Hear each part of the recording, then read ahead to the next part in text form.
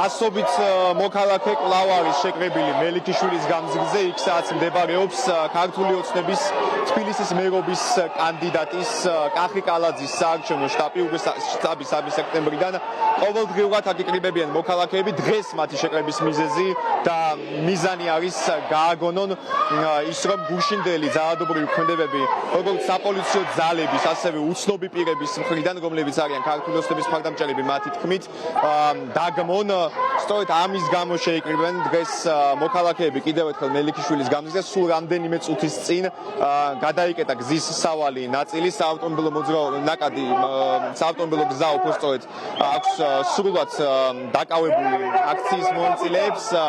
მელიქიშვილის გამზირზე შეკრებილი მოქალაქეები ამბობენ, რომ ისინი გმობენ გუშინდელ ძალადობრივ ქმედებებს საპოლიციო ძალების და ასევე ქართული ოცნების მხარდამჭერების მხრიდან. მე შეგახსენებდა დღეს მაყურებელმა არაერთხელ ნახა ის კადრები, მათ შორის ევრონიუს ჯორჯიას ეთერში, სადაც ჩანს, რომ ქართული ოცნების მხარდამჭერებსა და აქციის მონაწილეებს შორის არაერთხელ მოხდა სიტყვიერი და ფიზიკური დაპირისპირება.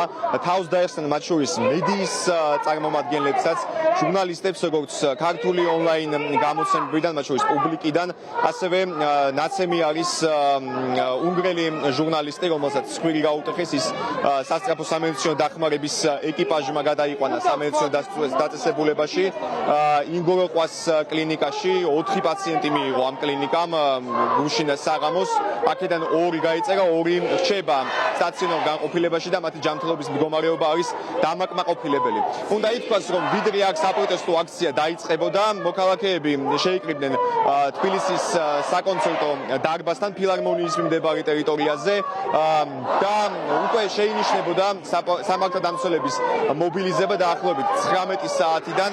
მეეჭვება ახლა კადრში გამოჩნდეს ზუსტად ის სურათი, რაც არის შექმნილი მელიქიშვილის გამზირზე, თუმცა აი სასტუმრო საქართველოს გარე პერიმეტრზე, ყვეთ ქუჩებზე არიან მობილიზებული სამართალდამცველები საკმაოდ დიდი რაოდენობით, რომლებიც აქ შემოიყვანეს სამარშრუტო ტაქსების მეშვეობით, თუმცა სულ ცოტა ხნის წინ აქ იყო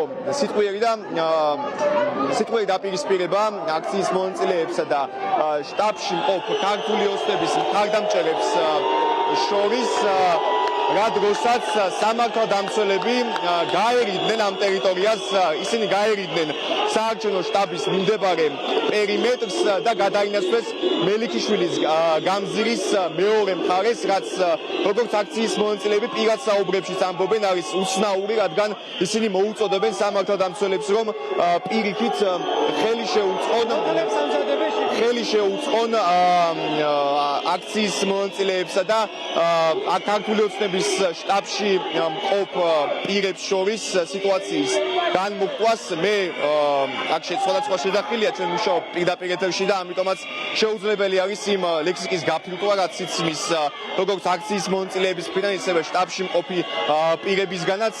ამიტომ კიდევ ერთხელ მაყურებელს ბოდიშს ვუხდით, თუმცა ჩვენ ასევე ფილარმონიის მდებარე ტერიტორიასთან შეკრებილ მოქალაქეებს გავესაუბრეთ, ვკითხეთ მათ აზრი მიმდინარე პროცესებთან დაკავშირებით, ვკითხეთ აზრი 8 სექტემბერს განვითარებულ პროცესებთან დაკავშირებით. აქ მელიქიშვილის გამზირზე ისინი პარალელს ავლებენ პროევროპული დემონსტრაციებისას დაკავებულ პირთა საქმეებთან, რომლებიც მრავალი წლით გაუჩნდა საპატიმრო დაწესებულებაში. მათ შორის იხსენებენ ჟურნალისტ მზია ამაღლობელის საქმესაც, მას სილის გაწვნისთვის 7 თვის განმავლობაში პროკურატურა უმტკიცებდა, რომ საქმე უნდა აღძრულიყო 353 პრიმა მუხლით, რაც გულისხმობს პოლიციელ თავდასხმას.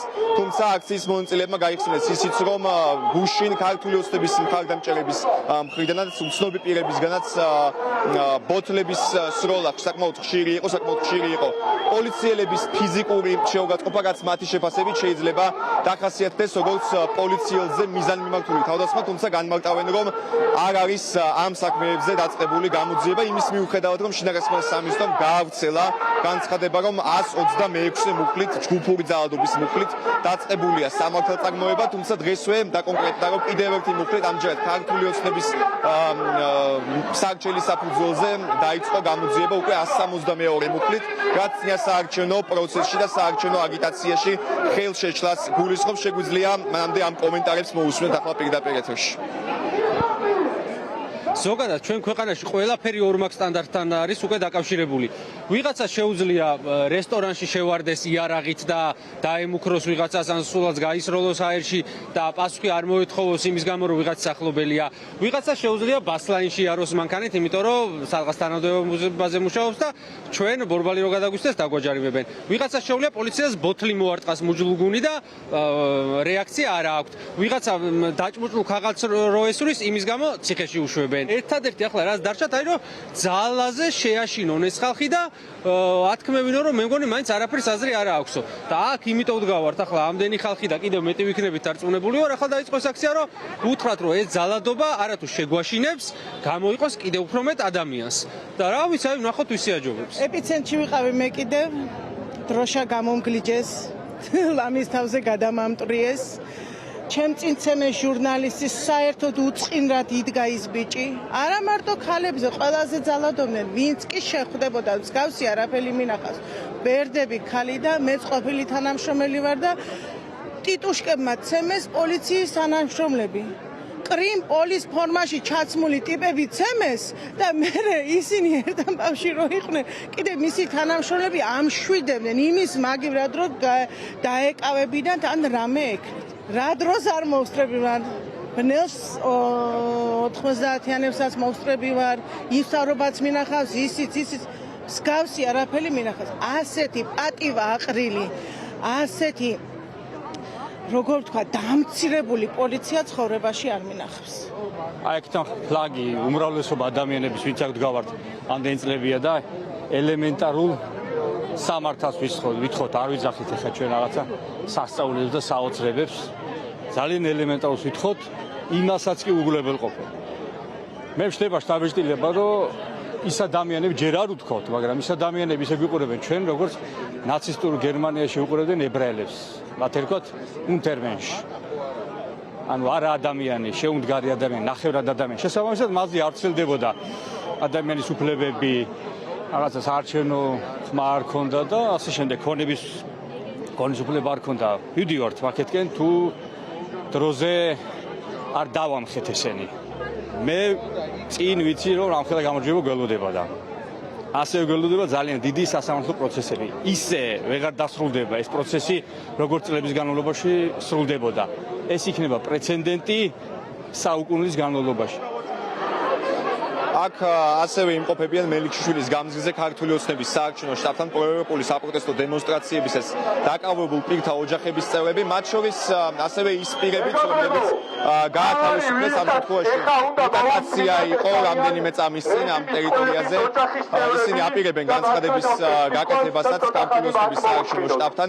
მე კიდევ ერთხელ გეტყვით, რომ გუშინ არაერთი დემონსტრანტი, არაერთი ჟურნალისტის დაშავდა, მიუხედავად იმისა, რომ მათ ახლა ჩვენაირად ჰქონდათ შესაბამისი ეკიპირება და მათი გარჩევა დემონსტრანტებისგან იყო მარტივი სამართალდამცველებისთვისაც და იმ პირებისთვისაც, რომლებიც ქართულ ოცნებას ხარს უჭერდნენ და უპირისპირდებოდნენ აქ შეკრებილ მოქალაქეებს, ამას ხელი არ შეუშლია მათთვის და მიუხედავად ამისა არ დაწყებულა შინაგანსაკუთრებათა სამინისტროში გამოძიება 174 მუხლით, რაც გულისხმობს ჟურნალისტურ საქმიანობაში ხელშეშლას. ჩვენ ვჩებით ბუნებრივია მელიქიშვილის გამზირზე ქართული ოცნების საარჩევნო შტაბთან და კადრებს ახლა პირდაპირ ეთერში შემოგთავაზებთ რა ვითარებაც არის მელიქიშვილის გამზირზე.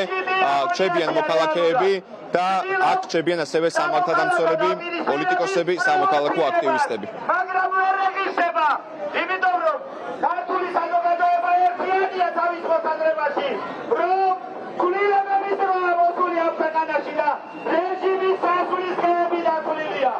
აგერა გამომდინარე არავის არ ურჩევ, ამ კონფრონტაციაში თავი გამოიწვიოს, რაღაც ჟესტებით შეურაცხყოფა მიაყენოს საზოგადოებას, ქალებს, ბავშვებს, პროტესტის მონაწილეებს, იმიტომ რომ მოადრო აუცილებლად უახლოეს მომავალში და ყველა კანონისტელი სიმკაცრით დაიჭება. ეს სიტყვა ძალიან უყვარს, კანონისტელი სიმკაცრით დაიჭება.